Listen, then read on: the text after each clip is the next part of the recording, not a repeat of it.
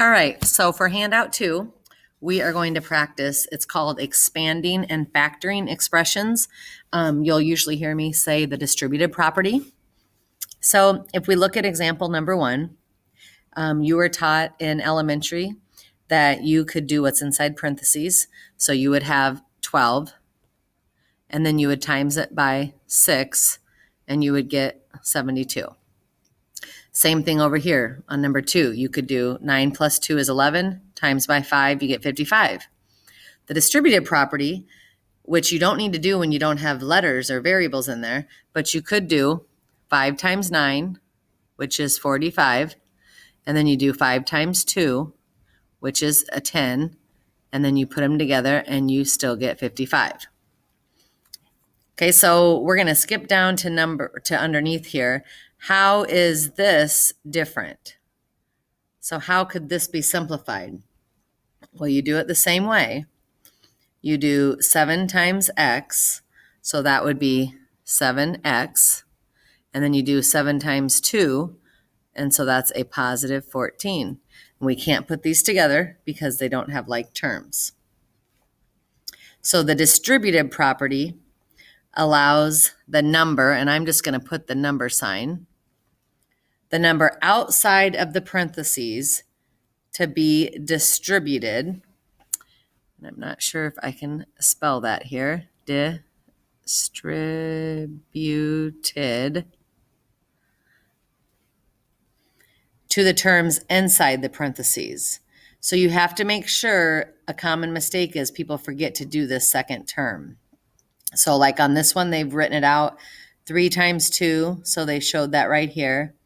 And then 3 times 7, so they have plus 3 times 7 here. You don't have to show all that in detail. You could just do 6 plus 21. So then when we just have pictures of stuff, we have 4.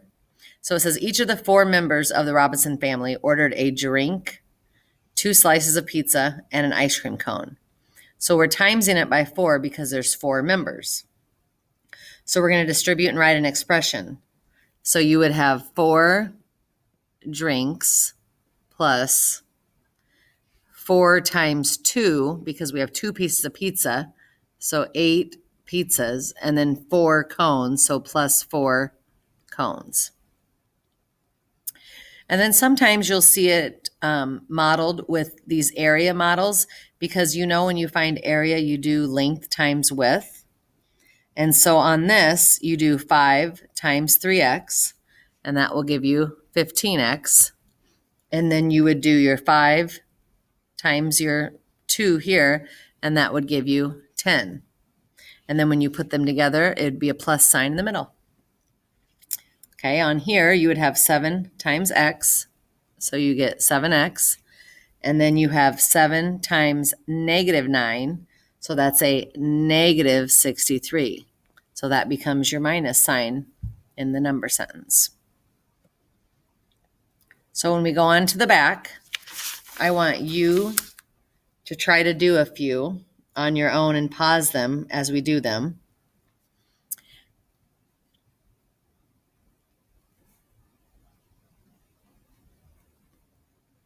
So number 4, we would have 5 times 6x, which is 30x. And then 5 times 9, which is a positive 45.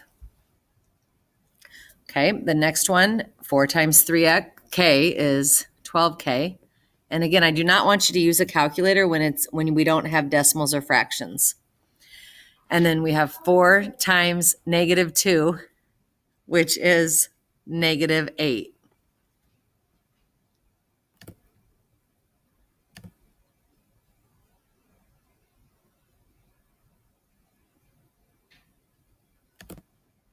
So I want you to go ahead and pause it and try to do these and see if you get the same answers as me. So don't unpause it until you've done them. Okay, so hopefully you can read my writing. We have 9t plus 3, 4 minus 3j. And you shouldn't need your calculator for this, because timesing by a half, you're just dividing by 2. And then here you have to times 8 by each term. And then you can't put them together. And then this one is 12.8. And this is a plus sign here. Okay, so that's the distributed property. Then you go on to, and we practice some of these where you have the distributed property and then we have this extra like plus 10 or this plus 5b or in the beginning.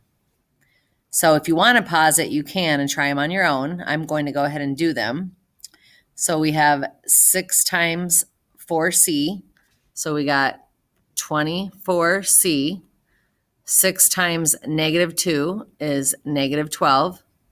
And then that plus 10 is separate. And then you have to put like terms together. So 24c is by itself. And then we have a negative 12 plus 10. So that would be negative 2. Okay, you go ahead and do the next two and show me them when we get back together. And you do not need to finish the rest of this. Just these two, 11 and 12, for the next time we get back together.